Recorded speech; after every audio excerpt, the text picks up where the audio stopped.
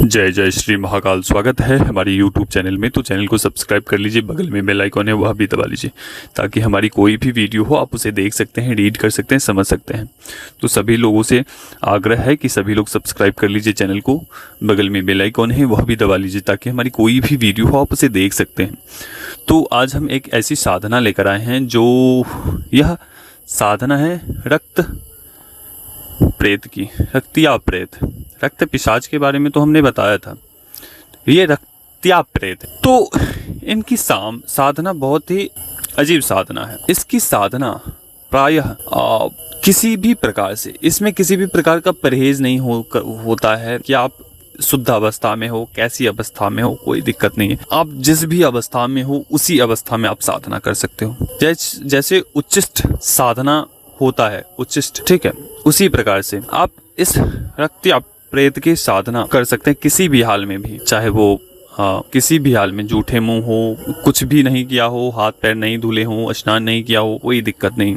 मात्र और मात्र कैसे करनी, एक अंडा, 2 अंडे लेने, 2 अंडे उसके ऊपर बतासे लेने, 2 बतासे लेने हैं। तो यह साधना जो है ये अप्रत्यक्षीकरण साधना है, प्रत्यक्षीकरण साधना नहीं है। उसके ऊपर एक लौंग रखने हैं, 2 अंडे लेने हैं, दोनों अंडों के ऊपर बतासे लेने हैं और उस बतासे के ऊपर 2 लौंग डालने। जब ऐसा हो तो आपको लौंग डालने के पश्चात बतासे भी डाल दिए हैं, इसके पश्चात आपको वहां पर बैठने हैं, एक काला आसन लेने हैं, एक दीपक लेने हैं और जो हमारे द्वारा कुछ मंत्र बताए जाएंगे, वहां पर मंत्र बताने के पश्चात आपको वह मंत्र पढ़ने हैं, मंत्र पढ़ना है। और मंत्र पढ़ते पढ़ते या पढ़ने के बाद या पढ़ते पढ़ते जब वह बतासा, वह लौंग, दोनों अंडों पर रखा हुआ लौंग या बतासा गिर जाए तो समझ लीजिए कि रक्तिया प्रेत हमसे सिद्ध हो गए, रक्तिया प्रेत हमसे सिद्ध हो गए। अगर सिद्ध हो जाएंगे तो आपको प्रेत सिद्धि होने के पश्चात आपको समझ लीजिए कि आप उनसे कोई भी कार्य करवा सकते, चाहे वो किसी भी प्रकार के कार्य हो, ठीक है। वशीकरण,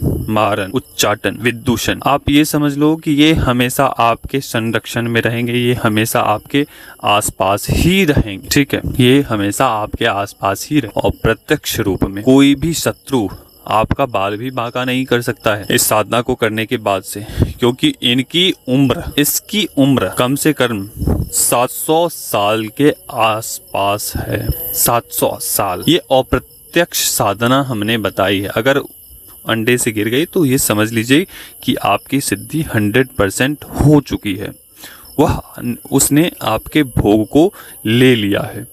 तो जैसे ही आपके वह भोग को वह गिरा दे तो समझ लीजिए कि ये एक सूचक होता है कि मैंने तेरा भोग स्वीकार कर लिया है। और जैसे ही आपका वह भोग स्वीकार करेगा तो वो एक प्रकार से आपकी सिद्धि में आ जाएगा, जो उन्हें आदेशित किया गया है उसके अनुसार आपको पूर्ण सिद्धि मिल जाएंगी। आपको जैसे ही पूर्ण सिद्धि मिलती है उसके बाद से आप उनके माध्यम से कोई भी कार्य संपन्न करवा सकते हैं। कान खोल कर सुने कि जब आपको सिद्धि मिले तो आतताई के जैसे आपको कार्य नहीं करने हैं, गलत कार्यों से दूर रहना है, गलत व्यक्तियों से दूर रहना है, ठीक है। आपके कार्य स्वयं ही बनते चले जाएंगे, आपके शत्रु स्वयं ही खत्म होते चले जाएंगे। अगर आपके बलिष्ठ शत्रु है, आपको कुछ कर रहा है तो उसके भी क्रिया है, बस आपको भोग देने हैं और बोल देना है कि हमारा ये फलाना शत्रु है, बस वो अपना कार्य कर देंगे। और हमेशा एक ध्यान रखना है कि साल में कम से कम अच्छे प्रकार से भोजन बनाने हैं, स्वयं अपने हाथों से या किसी के डायरेक्शन में आपको अच्छे तरीके से भोजन बनाने हैं। चावल, दाल, सब्जी, पापड़, दही,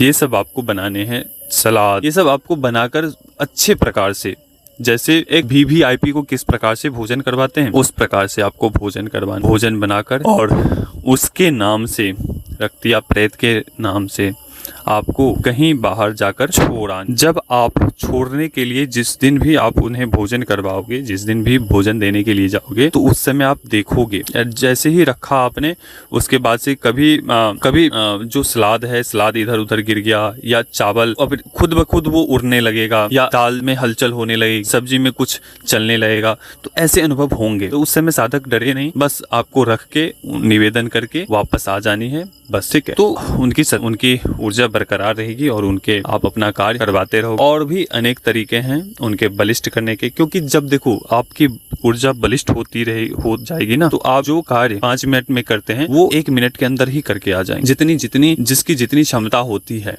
उतनी ही करता है। अब मान के चलिए हमारी क्षमता है 1 किलो उठाने की। अगर हम 2 घंटे 5 घंटे हम हर दिन रोज जिम करें तो हमें भी क्षमता हो जाएगी 50 केजी उठाने की।